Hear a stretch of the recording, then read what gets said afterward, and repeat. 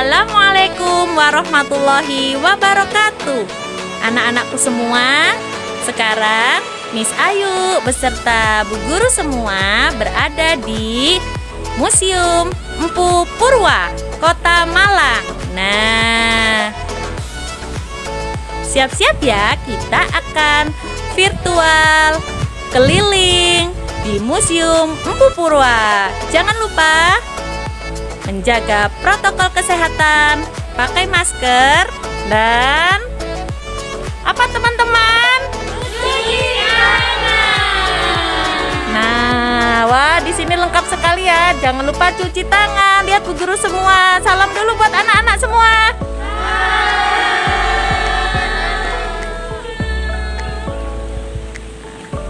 Setelah pakai masker, kita masuk ke Museum Empu Purwa. Cuci tangan. Yuk, teman-teman, cuci tangan. Nah, lihat Miss Nini cuci tangan. Jangan lupa cuci tangan pakai sabun. Oke.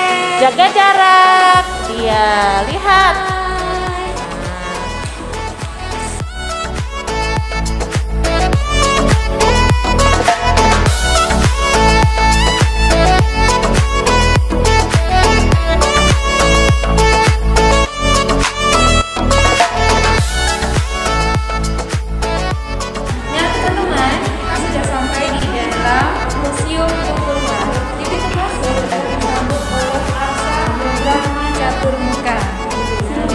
Di sini ya teman-teman, Brahma Caturmuka memiliki 4 wajah yang menghadap ke arah mata angin, di mana kepala yang paling belakang dapat diketahui melalui lubang yang terdapat pada sandaran yang sekaligus menjadi prabanya. Kita lihat ya.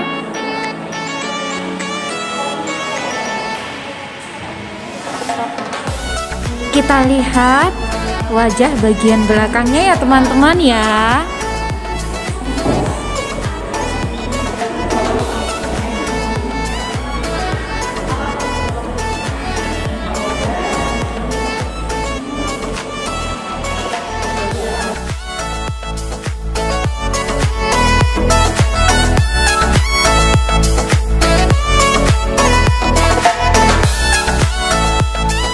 Anak-anak semuanya, ini adalah patung Ganesha Bunulrejo, digambarkan dengan posisi duduk seperti bayi di atas bantalan.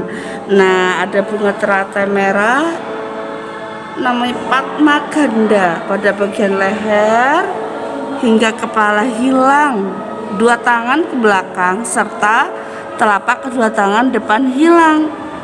Keistimewaannya dari arca Ganesha ini bahwa di belakang sandarannya dipatahkan sebuah prasasti. Arca Ganesha ini ditemukan di kampung Bejo, Kelurahan Bunulrejo. Inilah anak-anak yang dinamakan tadi patung Ganesha Bunulrejo. Siapa yang mau ke sini?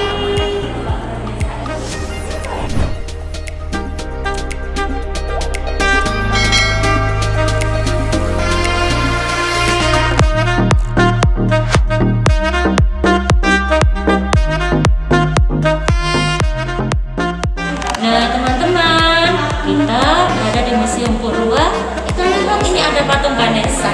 Yuk kita amati coba Ganesha itu siapa ya?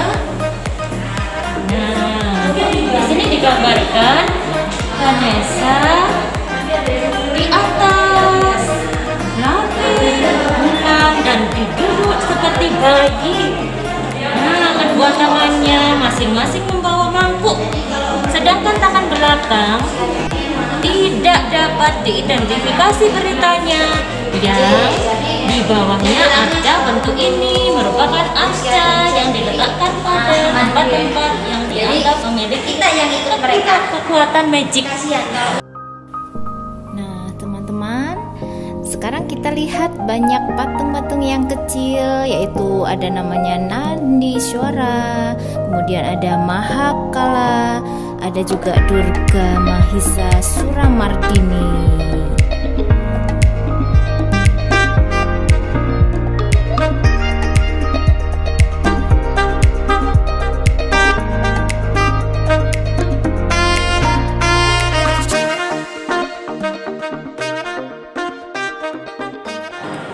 Halo anak-anak, di sini Miss Enis mau memperkenalkan yaitu sebuah batu besar. Nah, ini bisa disebut sebagai prasasti Muncang.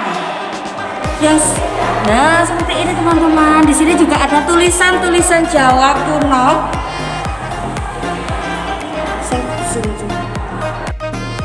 Teman-teman, di sini juga ada patung Ganesha. Wah, ternyata coba perhatikan teman-teman, belalainya nggak ada.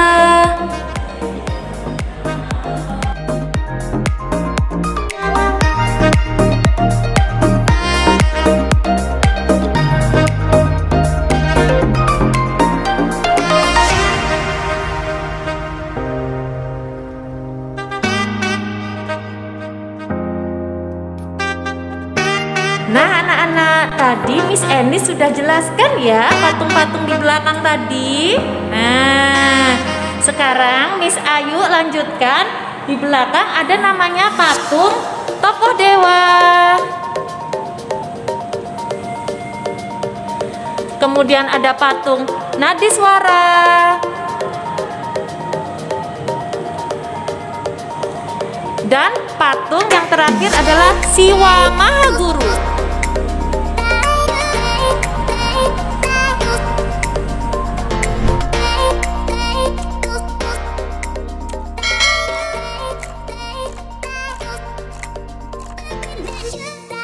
Kita lihat lagi yuk. Di sini ada beberapa batu-batuan juga. Namanya kuncup teratai. Kemudian ada batu yang bentuknya oval ya.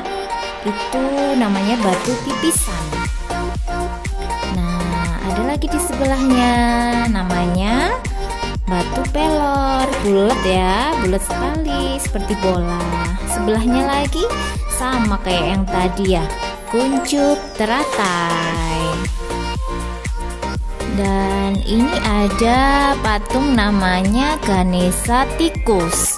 Bentuknya kayak apa? Kayak tikus ya, seperti gajah apa kayak tikus?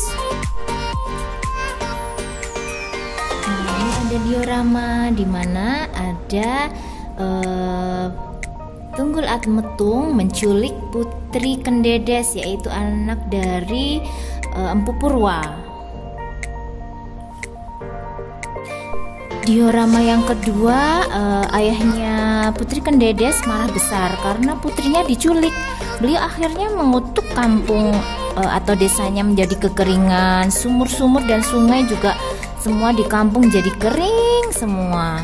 Ini kemudian diorama selanjutnya, Ken Arok memesan keris di Empu Gandring ya, dimana kerisnya itu mau dipakai untuk memperebutkan Putri Kendedes. Dan terjadilah pertempuran Ganter selama berhari-hari hingga Kediri kalah perang dan Tumapel menjadi daerah yang justru menjadi kerajaan yang membawahi Kediri. Wah, seru ya ini pertempurannya pada zaman dahulu ya anak-anak ya. Selanjutnya Ken Arok berhasil mengalahkan Tunggul Ametung. Ia kemudian menjadi Akuwu atau bisa jadi disebut kepala daerah pada zaman Kediri di Tumapel yang kala itu merupakan bawahan kerajaan Kediri. Itu perang lagi ya teman-teman. Pada akhirnya Ken Arok membangun kerajaan di Kutaraja sebagai pusat pemerintahan setelah berdirinya Tumapel. Kutaraja berdiri di daerah dekat aliran sungai di mana air sungainya sebagai sumber kehidupan dan juga sebagai sarana transportasi. Diorama tentang Wisnuwardana yaitu melakukan ekspansi, menguasai kerajaan lebih luas lagi dan penaklukan ke daerah-daerah Jawa. Ekspansi ini dinamakan Citra Mandala Jawa. Seseru itu ya pertempuran pada zaman dahulu ya teman-teman ya. Tuh mereka masih membawa kuda, mereka masih berlari dengan membawa bendera. kerajaannya. Seru ya. Kemudian dioram Candi Jago. Candi Jago berasal dari kata Jajagu, berdiri pada masa kerajaan Singasari pada abad ke-13. Lokasi di Kecamatan Tumpang, Kabupaten Malang, atau sekitar 22 km dari kota Malang. Nah, ini penampakannya pembangunan Candi Jago pada masa dahulu ya. Seru ya. Kemudian diorama pada saat Singosari melakukan perluasan kekuasaan ke berbagai tempat dengan armada-armada perang dan kekuatan besar. Namun tanpa disadari, Singosari menjadi kerajaan yang rapuh kala itu karena ditinggal oleh armada perang yang kuat ke daerah-daerah seberang. Kerapuhan ini dimanfaatkan oleh gelang-gelang atau pasukan untuk melakukan penyerangan. Nah, selanjutnya tentang Raden Wijaya. Raden Wijaya ini menantu Kertanegara, di mana menyelamatkan diri menemui Arya Wiraraja. Raden Wijaya berhasil memukul mundur Kediri melalui siasat bantuan tentara Tartar.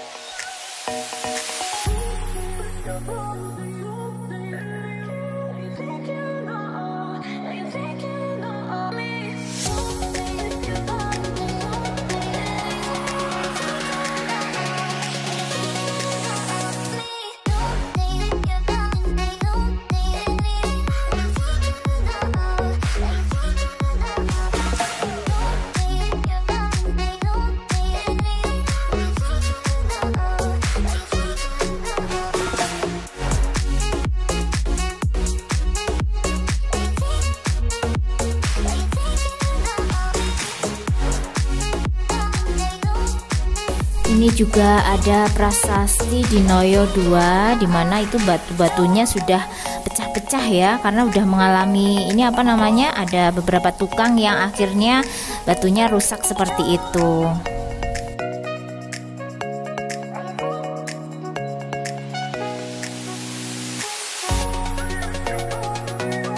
Nah, ini patung Ganesha seperti binatang apa ya teman-teman ya? Binatang gajah kan ya?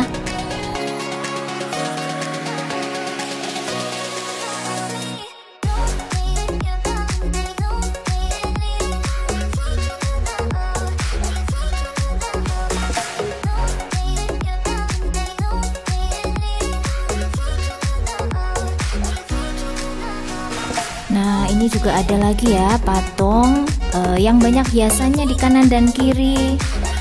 Posisinya berdiri dengan sikap 3 alur lekukan badan. Di belakang kepala ada lingkaran kesucian. Kepalanya dihiasi dengan pola lidah api. Pakaiannya juga terlihat mewah ya.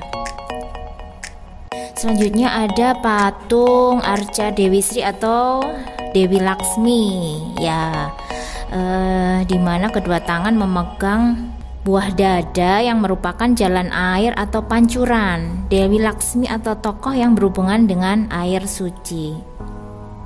Nah, itu tadi teman-teman, udah tur museum ya ibu guru semua, dan asik dan menyenangkan bukan? Kita belajar sejarah pada masa dahulu dan belajar tentang patung-patung serta arti sejarahnya. Kita akan lanjut di lain waktu lagi ya teman-teman. Selamat menyaksikan video bersama keluarga. Sampai jumpa. Bye-bye teman-teman semua. See you next time. Jangan lupa like, subscribe, and comment, serta tandai loncengnya ya. Kita akan lanjutkan di video-video selanjutnya. Dah.